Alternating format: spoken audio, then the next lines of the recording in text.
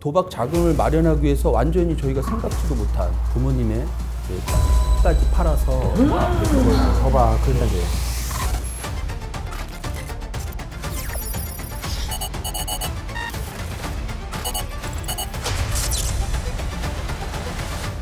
안녕하세요. 경기도 평생학습포털 지식 청소년 디지털 안전교육 콘텐츠 MC 도준입니다. 안녕하십니까, 권윤영입니다. MC2. 저희 지난번에 그 괴롭힘 편에서 학교 전담 경찰관 SPO 분이 나오셨잖아요. 경기 남부경찰청 소속 SPO 문덕주 경사라고 합니다. 스쿨 폴리스 오피서. 이거 약자. 학교 전담 경찰관을 SPO라고 말하고 있습니다. 네. 오늘은 또 새로운 SPO 분이 나오셨는데 SPO계의 권희룡이다 이런 얘기를 들었거든요. SPO계의 레전드, SPO계의 시조새. 진짜요? 네, 안녕하십니까. 서울경찰청 동작경찰서 SPO 팀장 이백형 경감입니다. 반갑습니다. SPO를 하신 지가 몇 년이 되신 거죠? 네, 경찰 경력은 25년 정도 됐는데 형사과 강력팀에서 한 5년 정도 근무하고 그리고 학교폭력 전담 경찰관으로 10년 정도 이제 근무를 했습니다. 그럼 SPO 하기 전에는 강력계 형사였던 거예요? 네. 제가 2010년도에 또 전국 수배자 공고 1위도 했었고 나름대로 뭐 예. 그럼 SPO랑 강력계 형사 어떤 게 더 힘들어요? 진짜 힘들지 뭐가 힘들어요. 제가 강력반 형사 할 때는 이제 범인들이 주말에도 뭐 밤에도 많이 움직이니까 근무하는 게 좀 힘들고 SPO를 할 때는 제가 선도했던 아이들이 잘 이렇게 선도가 됐다가 하루아침에 이제 모래성처럼 무너지는 경우가 있어요. 그때 좀 마음이 아픕니다. 예. 오늘 이야기에 또 큰 도움을 주실 전문가분 한 분 모셨습니다. 카이스트 뇌인지 과학과 송민령 박사님 반갑습니다. 안녕하세요. 카이스트에서 도파민과 광화학습 연구하고 있는 송민영이라고 합니다. 네, 도파민. 듣기만 해도 벌써 도파민이 막 나오는 거예요. 아, 그래요? 쉽게 나와요? 취약합니다. 첫 주제 나왔습니다. 요즘 도박계 큰손 청소년. 이 청소년들 도박하는 건 알았지만 큰 손이라고 할 것까지가 되나 싶은 생각이 좀 드는데요. 제 후배도 네. 도박이 청소년 범죄 중에서 제일 심각하다고 얘기를 하거든요. 현직에 있는 경찰관들이. 초중고등학교 학생 10명 중에 4명 도박 경험이 있다고 하니까. 저희가 학교 다닐 때는 어떤 그런 특정된 아이들이 일탈을 했다면 지금은 공부 잘하는 아이들도 일반적인 아이들도 이제 사이버 도박에 이제 접촉이 잘 되니까 다른 범죄처럼 뭐 몰래 하거나 그런 게 아니고 자기가 돈을 땄다 뭐 이렇게 또 뭐 컨디션이 좋았다 뭐 이런 식으로 이제 거의 뭐 범죄라고 생각하지 않고 그냥 그렇게 사이버 도박을 하는 게 좀 문제인 것 같습니다. 일상이네요. 일상이 되는 거네요.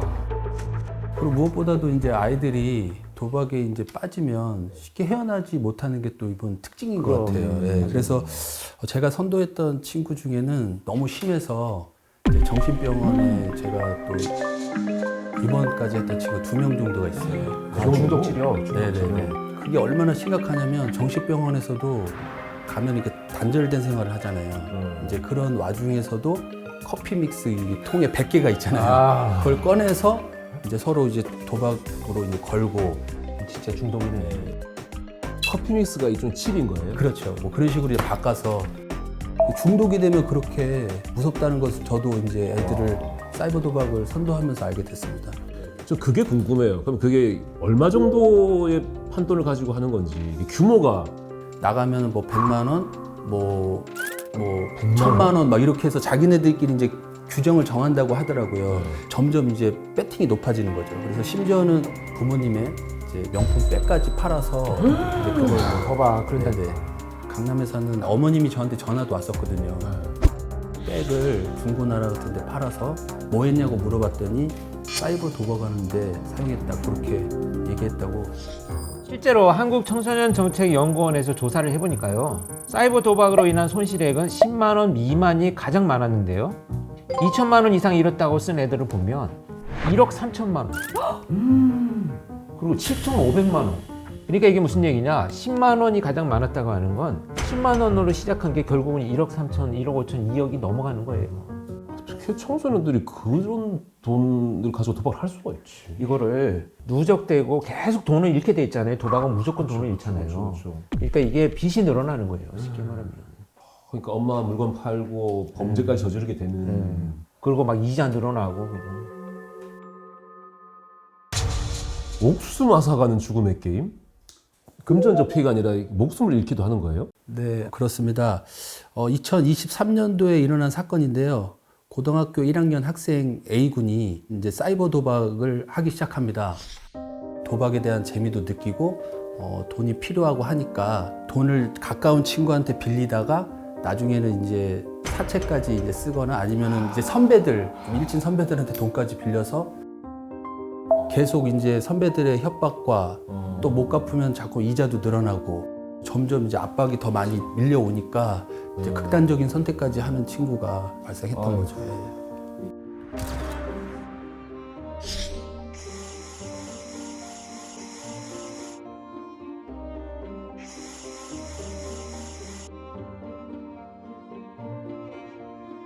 부모님이 A군의 도박 중독 사실을 알게 되고 한국 도박 치유 예방원이라는 이제 그런 네. 데다가 이제 신청도 해서 중독 그런 걸 받기로 했는데도 바로 뭐 신청한다고 바로 또 교육을 받는 게 아니니까 그런 와중에도 아이는 또 도박을 해서 조금이라도 갚으려고 하고 그런 와중에 이제 압박에 못 이겨서 목숨을 끊은 그런 안타까운 사연이 있었습니다. 아유, 아깝다. 어쨌든 부모님이 인지를 하고 치료까지 하려고 했는데 네. 그런 선택을 해버린 거예요. 네네.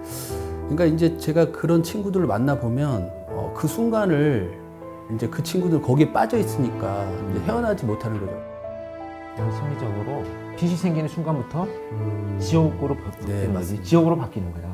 돈을 빌려주는 이자들이 돈을 빌리는 청소년의 부모, 친구, 뭐 일가 친척 모두 다 정보를 수집해가지고 돈을 안 갚으면 그걸로 막 협박 전화를 같이 보내요. 그러니까 이 본인으로서는 지금 어떤 사람한테 어떤 문자가 갈지도 모르는 거고 불안하겠구나. 불안이 아니라 뭐 완전한 지옥의 어떤 삶으로 빠져들게 되는 거죠.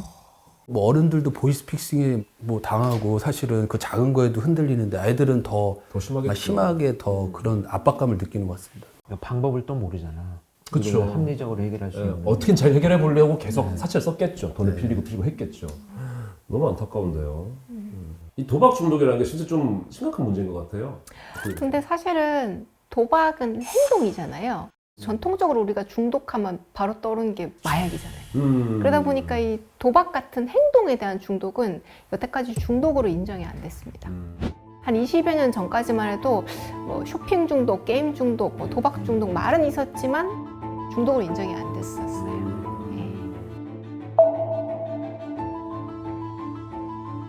근데 지금은 그래도 이제 행동 중독들도 약물 중독하고 굉장히 비슷한 뇌회로를 같이 사용한다. 대표적인 게 이제 도파민 회로 같은 거죠. 그걸 사용한다는 게 알려지면서 행동 중독도 중독으로 인정이 되고 있습니다.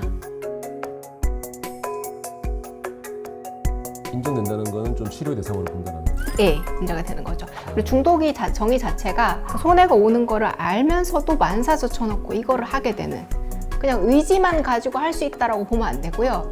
치료의 관점을 같이 봐서 해야 됩니다. 그냥 다그치고 혼내기만 한다고 해서 이게 그냥 의지로 그냥 샥 되는 게 아니에요. 아니, 보니까 야, 너 왜 계속 그거 해? 막, 야, 그거 뭐, 이런 게 아니라 예, 안 진짜 돼요. 제대로. 전문가의 도움을 받아야 돼요. 오, 도파민 중독 나왔네요. 존재하지 않는다? 네, 존재하지 않습니다. 잠깐. 이걸 어떻게 해석을 해야 돼요? 아까 뭐 도파민 중독 전문이라고 하시지 않았나요? 반갑습니다. 카이스트에서 도파민과 광화학습 연구하고 있는 송민영이라고 합니다. 도파민. 도파민은 신경계가 처음 만들어질 무렵부터 그때부터 있었거든요. 근데 이 도파민이 중독 같은 나쁜 걸 시키는 나쁜 물질이면 진화 역사에서 사라졌겠죠. 그죠? 네. 실제로 도파민은 우리가 태어나면서부터 어떤 걸 하면 좋고 어떤 걸 하면 나쁜 결과가 나오는지 모르잖아요. 그래서 도파민은 예상보다 좋은 게 딱 있을 때 그때 분비가 딱 돼요. 그래서 그 예상보다 좋은 일을 더 능숙해지게 만들고 더 열심히 하게 만들어주는 물질이에요. 되게 좋은 거고 우리 삶에 없으면 안 되는 꼭 필요한 거죠. 근데 도박처럼 도파민을 정상적인 농도 이상으로 급격하게 확 끌어올리는 애들이 있어요. 예를 들어서 내가 평소에 도파민이 1 정도로 나와요. 근데 도박을 했는데 혹시 내가 10만 원을 땄어. 이렇게 100으로 올라가요. 그러면 뇌는 그러니까 그런 거를 감당할 수가 없기 때문에 전반적으로 낮춰요. 전반적으로 낮추면서 그러니까 다른 일상적인 것들에 대해서는 좀 둔감해지게 되고 여기에 미치게 되는 거예요.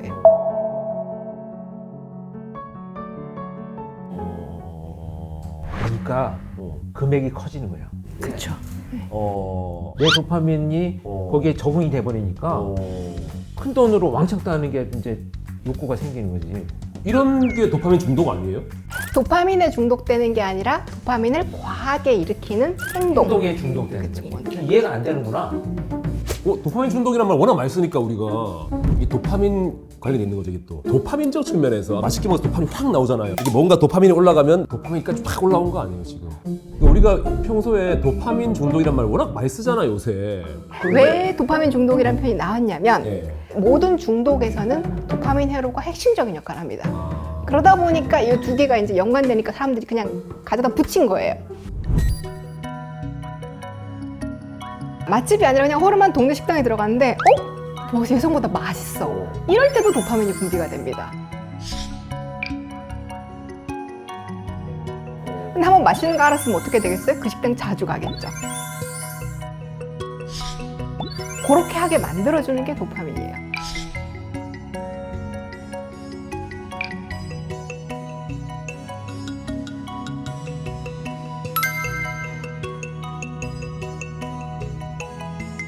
근데 아까 말씀하신 것처럼 어디 기대 안 한 집 가서 맛있게 먹어서 도파민이 확 나오잖아요. 그건 잘못된 건 아니잖아요. 잘못된 건 아니죠. 근데 정상적인 일상적인 것에서 작동해야 할 수 있도록 만들어진 거를 갑자기 확 끌어올리는 애가 그 회로를 가져다 쓰면서 그 나쁜 행동을 더 열심히 더 미친 듯이 하게 만들어 버리는 거예요.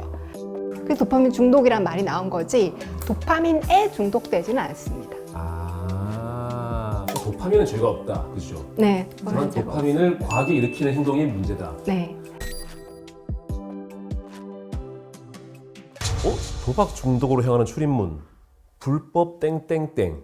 이 퀴즈를 지금 경감님이 내신 거죠? 네. 불법 뭔가가 있는 것 같아요. 그러니까 그냥 보통 우리가 생각하면 사이트로 그냥 바로 들어간다고만 생각을 하잖아요. 근데 저 같은 경우 도박 사이트가 뭔지 모르거든요. 그러니까 출입문으로 쓰는 불법 뭐가 있다는 거잖아. 그죠? 세 글자니까 SNS? 핸드폰? 뭘까요? SNS. 불법 SNS 그래도 맞긴 맞는데요. 정확히 따져보면 뭐 OTT 그리고 웹툰 뭐 이런 정도로 이제 그러니까 컨텐츠 일종의 컨텐츠를 통해서 네네. 아 그렇지 이런다니까.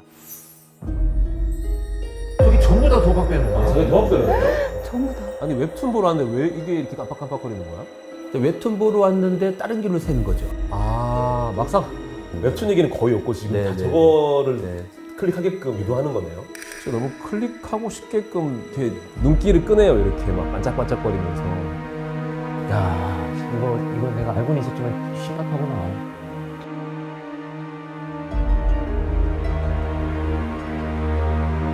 근데 궁금한 게 지금 이제 시작이 무료 웹툰 검색해서 갔잖아요. 이 친구들이. 그러네요. 그러니까 돈 아끼려고 왔는데 이 무료 웹툰 보러 간 친구들이 무슨 돈이 있어서 이렇게 또 도박을 하게 되는 거예요. 그러니까 이런 이 도박하는 업자들의 또 특징이 일단 들어가게끔 하면은 아이들을 그쪽에 좀 빠져들게 해야 되잖아요.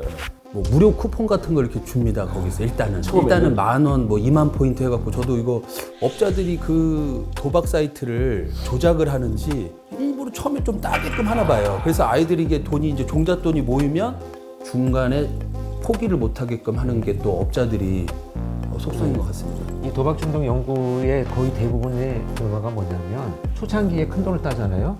끊기가 가장 어려운 사람이 돼버려요.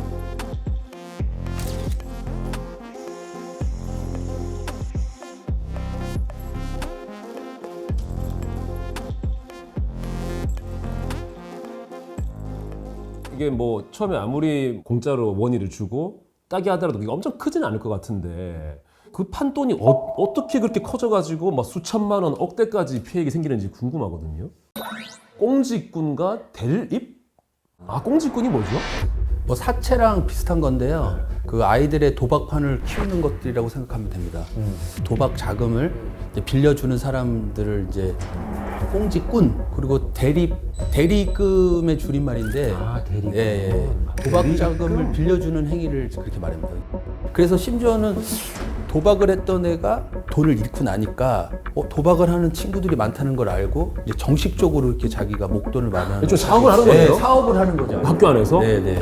그리고 애들이 뭐 늦게 갚을 수도 있잖아요. 그 지각비 명목으로 뭐 말도 안 되는 이자를 또 요구하는 경우가 많아요. 뭐 이렇게 해서 만약에 10,000원을 빌려줬는데 그거에 맞게끔 뭐 그것만 받는 게 아니고 하루 늦으면 이제 뭐 1,000원씩 더 늘어나고 그래서 원금보다도 더 많은 돈을 요구하는 경우도 많고 실제로. 네. 제가 예전에 듣기로 10만 원을 빌려가지고 2주 만에 250만 원인가 뭐 됐다고. 한 달에 500만 원 된 거지, 10만 원이. 하루에 1,000원 이는 게 아니라 시간당 얼마, 2시간에 막 2,000원, 3,000원 올라가는 거예요.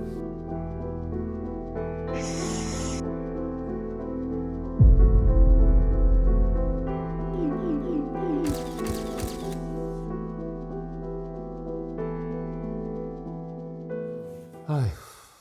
실제로 그 사이버 도박 경험 있는 아이들을 대상으로 한 조사에서는 12.7%가 도박빚을 갚기 위해서 인터넷 불법 대출, 또 친구에게 높은 이자를 내고 빌리는 사채 거의 다 써봤다는 거예요.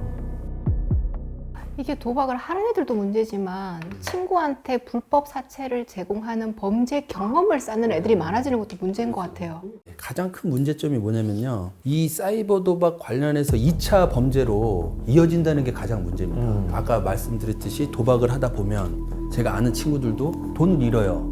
도박 자금을 마련하기 위해서 완전히 저희가 생각지도 못한 후배들의 돈을 뺐거나 또 심지어는 스마트폰 그냥 뭐 훔치고 그런 게 아니고 그냥 보고 있는데도 그냥 갖고 와. 그래, 나 잠깐 전화 좀 하게. 그래 갖고 가요. 그리고 그걸 팔아서 다시 또 도박을 하거나. 그러니까 아이들이 금은방 강화유리를 진짜 깨 부셔갖고 여기 막 그 금은품을 막 진짜 쓸어 담아갖고 금방 들키고 그럴 텐데 뭐 두 건 쓰고 용이 주도한 게 아니에요. 그냥 바로 그냥 즉흥적으로 빨리 뭘 해야 되니까 도박에 좀 중독된 여학생들은 자기 속옷도 경매에 내다 팔아서 자금도 뭐 이렇게 받고 뭐 그런 것까지 또 성매매까지 원조교제까지 하는 친구들도 제가 본 적이 있습니다. 그리고 이제 성착취 당하고 이런 문제. 네네네 점점.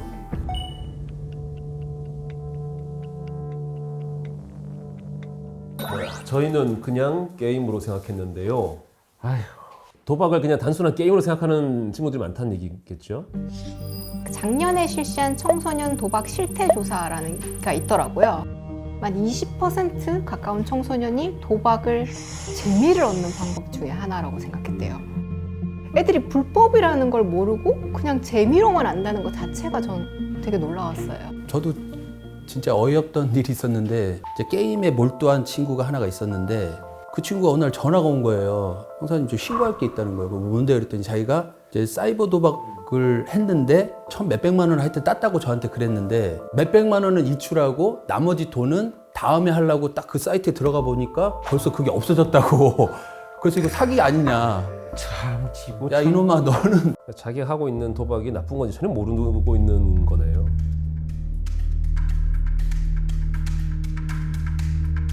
그 게임이 실제로 약간 도박이 도박 같지 않고 좀 쉬운 게임처럼 그 플레이 되나 봐요. 그 저도 들었는데 무슨 동물이나 아이들이 좋아하는 경주 같은 것들이 인기가 좋대요. 이런 거. 한번 예시를 한번 같이 한번 보시죠. 진짜? 이거 달팽이네. 달팽이도 있어. 이것도 도박 사이트예요? 그러니까 애들끼리 이렇게 이제 그 사이트에 모여서 돈을 거는 거예요. 그래서 이렇게 이제 근데 진짜 저라도 이거 도박이라는 생각 네. 못 할 그냥 것 같아요. 게임이라고 생각하는 거예요. 네. 너무 귀엽잖아요, 거기다 지금. 이 달팽이는 그냥 랜덤으로 가는 거예요. 제가 조정하는 건 아니고 네네. 알아서 가는 거고. 네네네.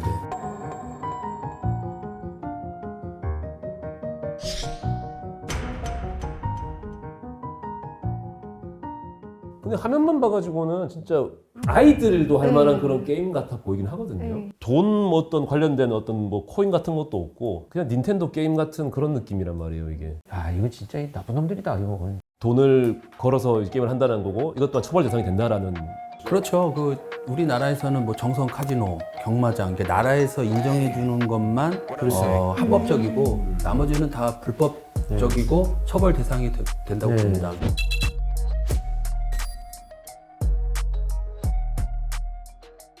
또 일단은 다단계 같은 것도 있잖아요.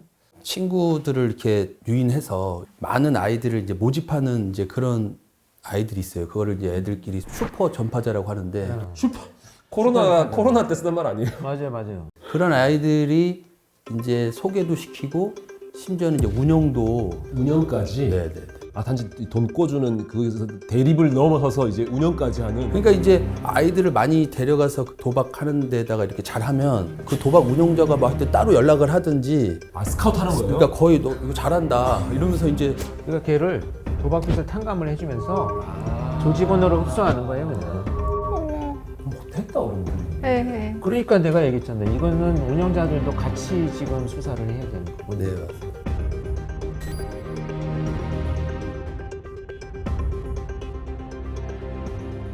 SPO가 알려주는 내 아이 도박 신호.